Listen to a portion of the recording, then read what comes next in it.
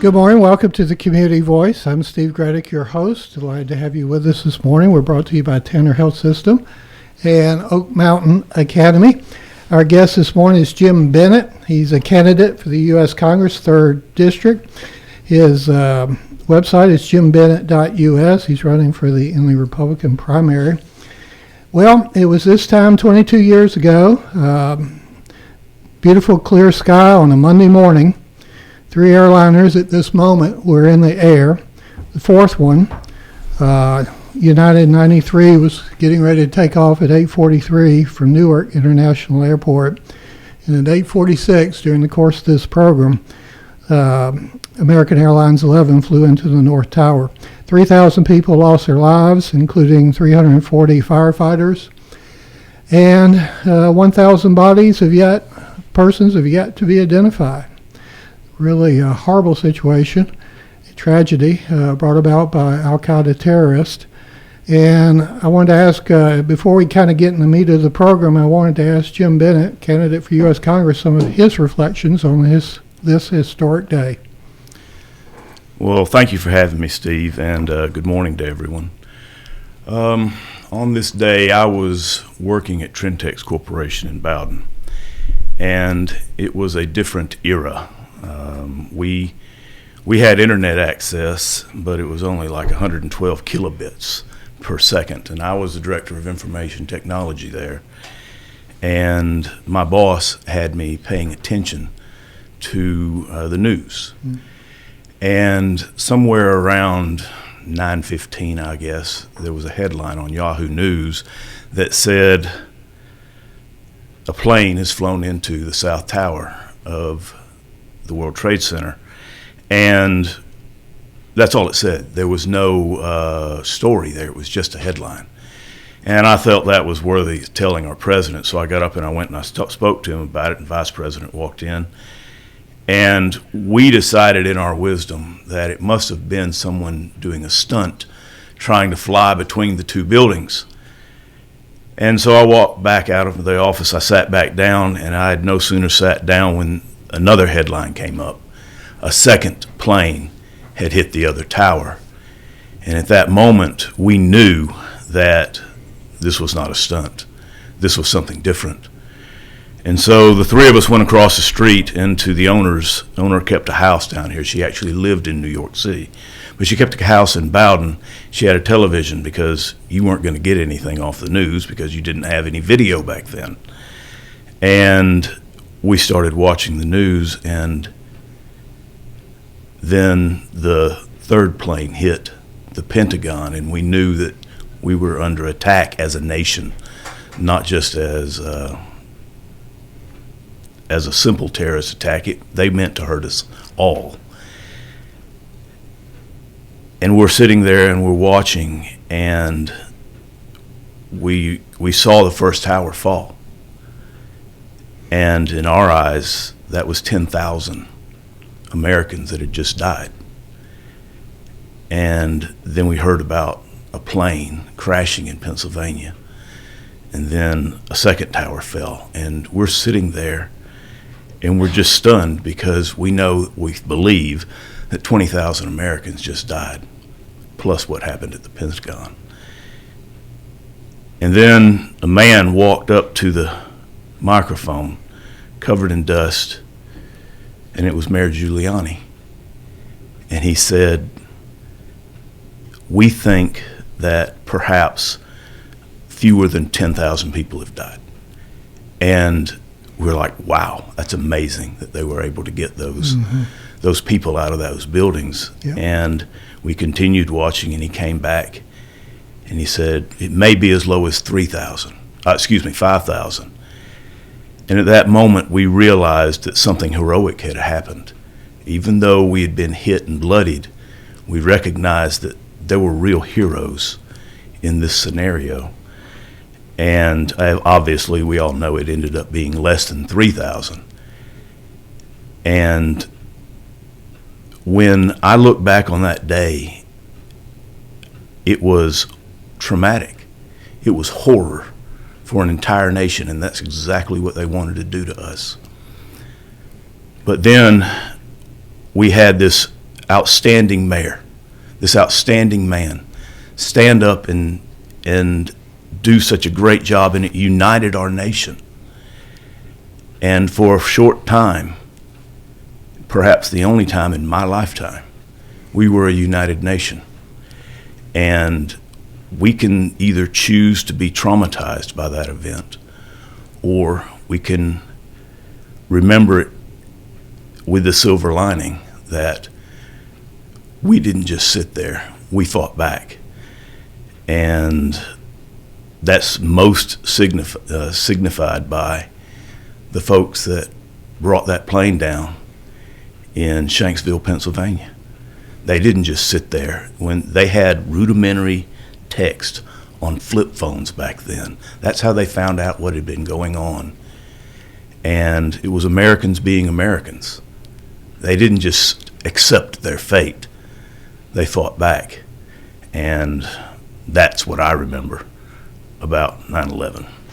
Our guest this morning is Jim Bennett, candidate for U.S. Congress, 3rd District, and we're going to be back with more, and we'll introduce Jim more fully after these words. The AP Scholar Journey at Oak Mountain Academy is designed to provide students with a clearly defined advanced placement curriculum track to earn a series of distinctions upon graduation. This journey enables academically prepared students to pursue college-level studies throughout 17 AP courses in 5 subject categories while enrolled at OMA. I'm Patrick Uran, head of school, inviting you to journey with us on the mountain. For more information, visit us at oakmountain.us. Discover your journey at OMA. Prepare, explore, and achieve. Health is a journey. It's making better choices, even when it's not easy. It's taking care of yourself and the people you love. At Tanner Health System, we're there for you with every step, with primary care, heart care, cancer care, women's care, orthopedics, surgical services, and so much more. We're dedicated to helping you live and feel your best. So let's get on that journey to health. You've got places to be for many years to come. Find us at tanner.org.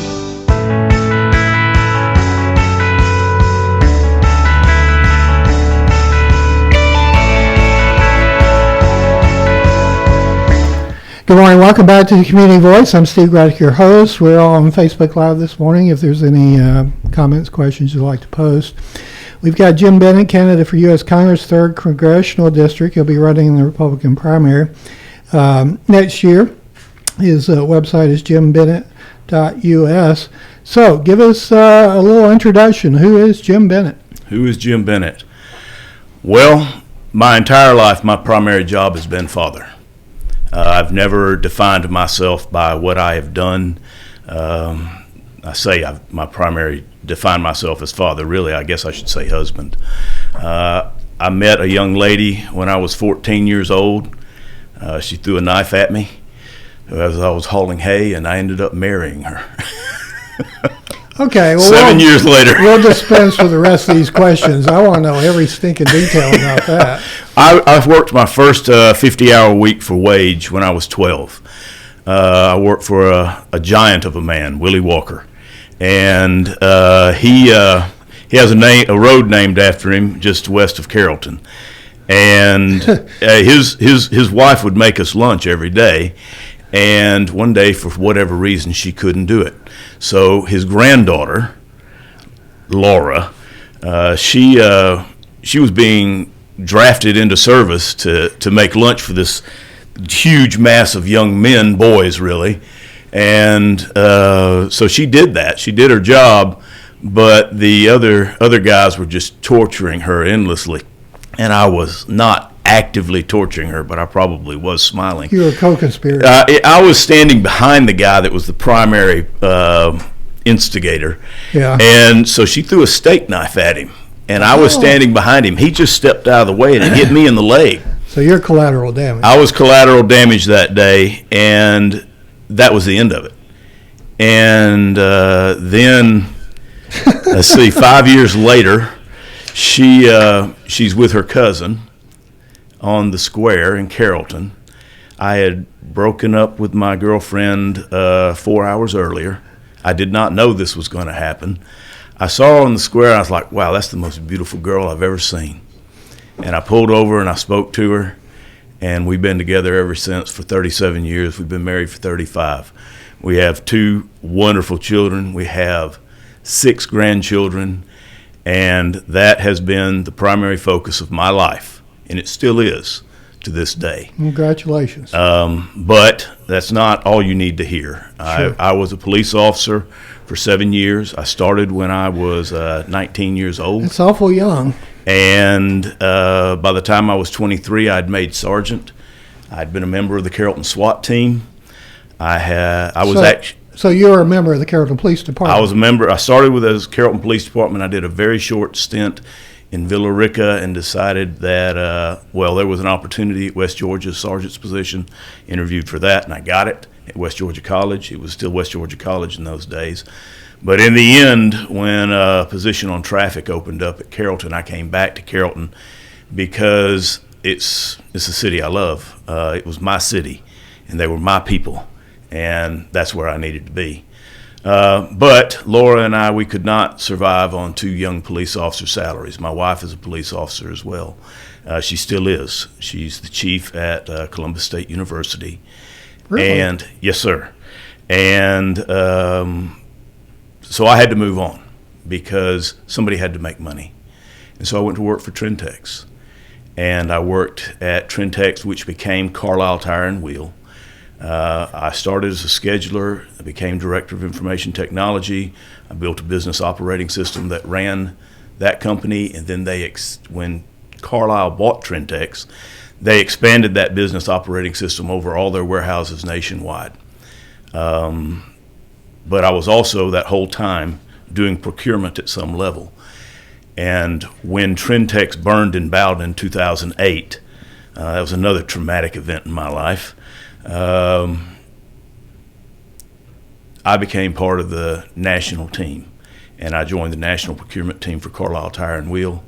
I ended up as a global commodity manager. I managed about just over $100 million a year in spend on steel and purchase finished goods. So what I like to say is that when I was a police officer so young, when you're that young and you do something, it becomes part of your personality. And so I never stopped being a police officer. I never stopped caring for people. So I learned how to take care and care for people as a police officer, and I learned how to take care of other people's money as a procurement professional. Well, sounds like a wonderful life.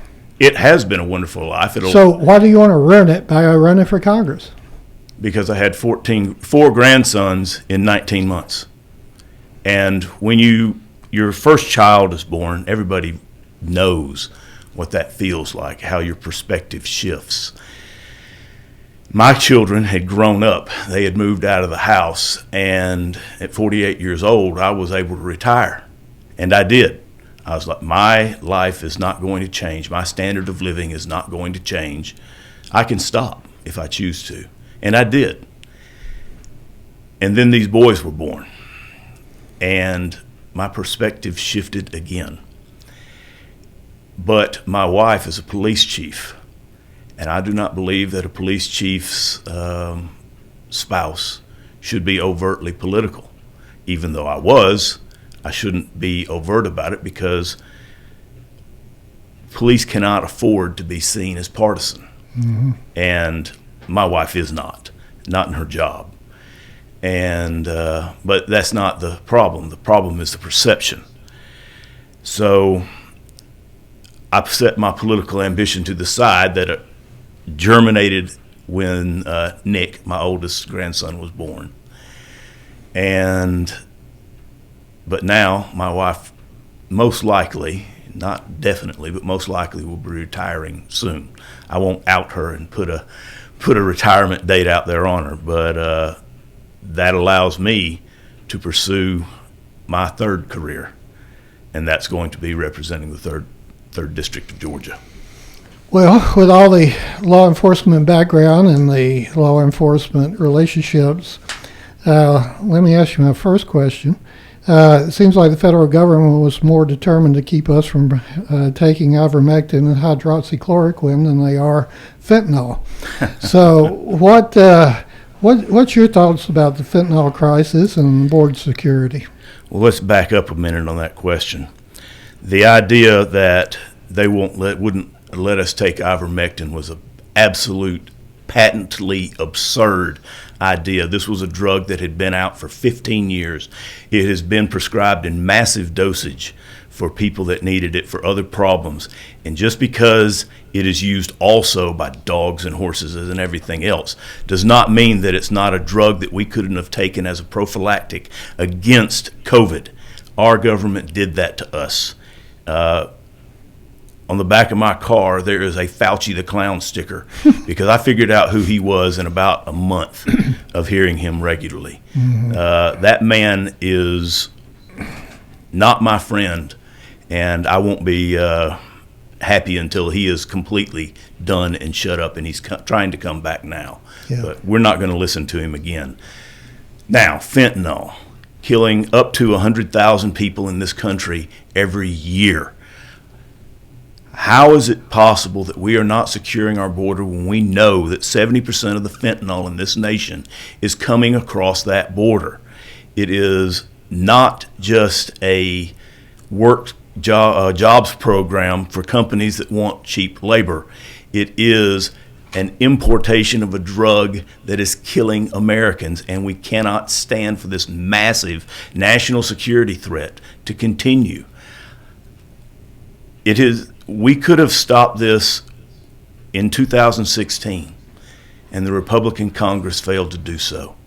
The Republicans failed to pass the border wall or any type of enhanced security for our southern border, and I place this firmly on their shoulders.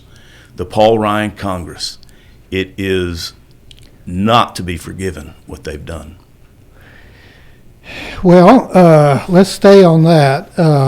One thing I contend, which also obviously opens the door for plenty of criticism of a Republican Congress, is that all revenue bills are to originate in the House. Yes, sir. And oftentimes that's referred to as power of the purse. Yes, sir. So when it comes to the deep state, the administrative state, the runaway government, it would seem that the U.S. House has a mechanism, i.e., cut off the spigot, cut off the funding to rein in overreaching federal government. And all they have to do is exercise it. That's it. Why don't they? Because that's not their priority. Their priority is to get themselves reelected and to remain in power. There are two types of Republican currently, and it has led to essentially a civil war in the Republican Party. And if you have been involved with our state's politics recently, you understand every time you gather that there is essentially an open warfare between people who are pragmatic and I'm not saying they're bad people. I'm just saying that they're pragmatic. They worry more about themselves and getting themselves reelected than the people who are standing there on ideals, on philosophy, on the Judeo-Christian ethic. They're standing there in support of something, and that something is largely defined by our Declaration of Independence and the preamble to the Constitution. That's what they're focused on, the grassroots folks. But many times we're finding that our politicians are more focused on winning their own elections, and they're also focused on defending those who support them, the donor class and the deep state. And so you have people who have a conflict of interest running our nation right now. That is why you don't have control being exerted by the Republican House right now on spending. It's called the power of the incumbency, the franking privilege, and everything else that goes along with the trappings of being in office. How does a first time out of the chute candidate unseat an incumbent? Well, we're gonna see, because that literally is the battle that I'm facing right now. I am trying to build, or I am building, it's no trying to it, a network of people in every county in this district. That is my stated goal. And we are going to move forward with the grassroots, notifying people, getting our message out that this doesn't have to be this way. We can support our ideals and win elections at the same time. In this district, in the 3rd district, it is something like a plus 35R, meaning that the Republicans have 35% more votes in the 3rd district than the Democrat Party does. Well, then why do we have what I consider to be the most liberal Republican representative in the state here? This is a safe district for Republicans. The next person that goes to the 119th Congress in 2025 will be a Republican, and the primary will decide that. So why are we sending a Republican who is not a strong, morally based Republican that pushes forward the conservative ideas instead of protecting a donor class? So did I miss that? You just called the incumbent a liberal? Did I miss that? I said he is the most liberal. I try very hard to follow the 11th commandment of Ronald Reagan, yeah. But it is difficult to differentiate yourself as a true conservative and not label your opponent something other than that. I wouldn't know. He won't come on the show, and he's been invited multiple times. We're going to take a break, and we'll be back with more after this. The customized academic scholar journey at Oak Mountain Academy is individually designed to provide students with a personalized, clearly defined academic track that earns the student a series of distinctions upon graduation. This journey enables academically driven students to pursue a focused, rigorous course of study personalized to their wants and desires. I'm Patrick Uran, head of school, inviting you to journey with us on the mountain. For more information, visit us at oakmountain.us. Discover your journey at OMA. Prepare, explore, and achieve. Health is a journey. It's making better choices, even when it's not easy. It's taking care of yourself and the people you love. At Tanner Health System, we're there for you with every step, with primary care, heart care, cancer care, women's care, orthopedics, surgical services, and so much more. We're dedicated to helping you live and feel your best. So let's get on that journey to health. You've got places to be for many years to come. Find us at tanner.org.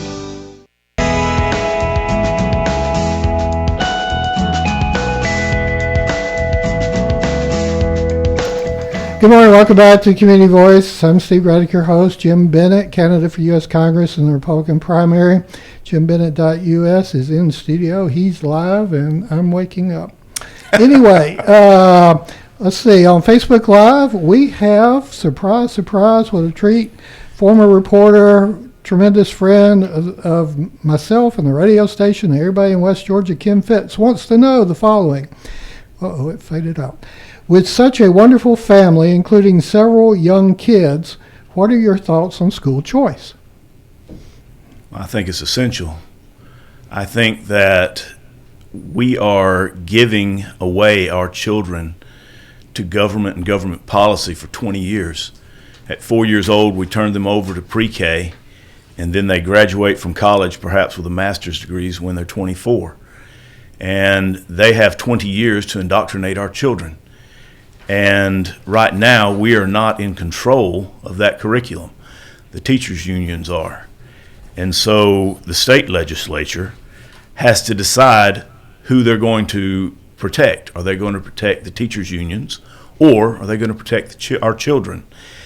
I believe that parents must be in control of their child's education, period, full stop.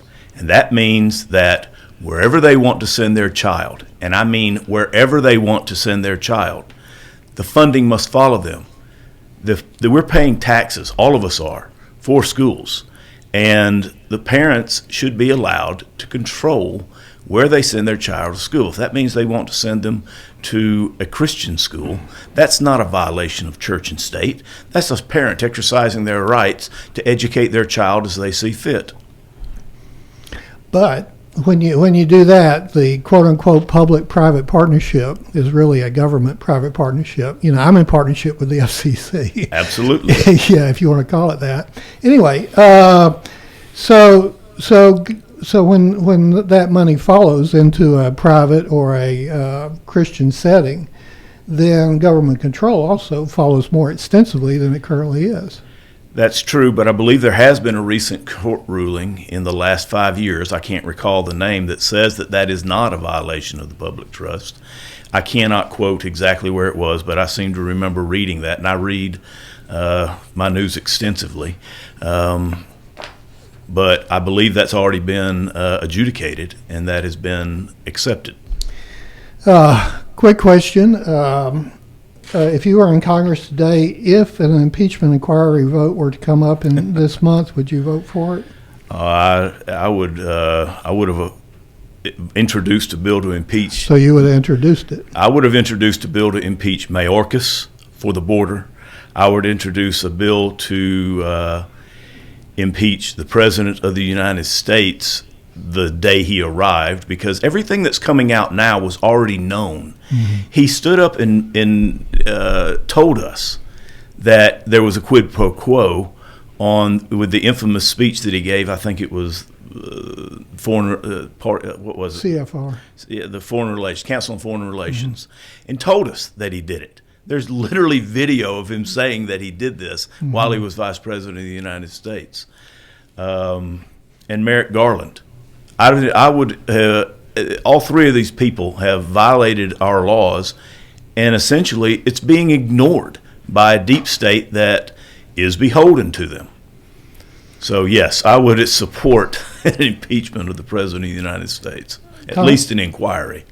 Congressman Andrew Clyde, and we're going to run out of time, is announcing he intends this week, so when they come back tomorrow, to use the appropriations process to defund Special Counsel Jack Smith and other local DAs.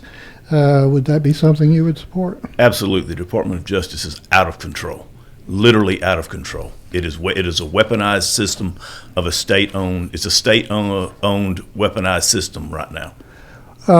Let's kind of wrap it up. We started off talking about 9/11. 9/11 resulted us going to Afghanistan. Yes. And we were there for some 20 years or so, and then we got out in 2021, and I think the way we got out was horrific. What's your reflection on Afghanistan and the exit strategy? I see a young man falling off of an airplane. Mm-hmm. I see a president checking his watch when 11 Marines and 2 sailors came home in draped coffins. President Biden was looking for a press release that we are out of Afghanistan on 9/11. And I cannot imagine a more cynical move than closing Bagram, abandoning $80 billion worth of equipment, and sacrificing 11 Marines and 2 sailors for a press release. It's unconscionable, and that in and of itself is reason to never listen to this man again. Our guest this morning has been Jim Bennett, candidate for U.S. Congress. He's running for the 3rd Congressional District. His website is jimbennett.us. He's running in the Republican primary. I think you stated earlier that more than likely will be the winner of the general election. I believe so. In November, when you face or someone faces a Democrat. Well, thank you for coming in. We hope to have you back as we get closer to election time, and all the candidates for all the races. And with that said, I leave it with you. Thank you for watching and listening. Community Voice brought to you by Tanner Health System, Old Mountain Academy. Go out and make it a great day. You're in tune to WLBB Carrollton.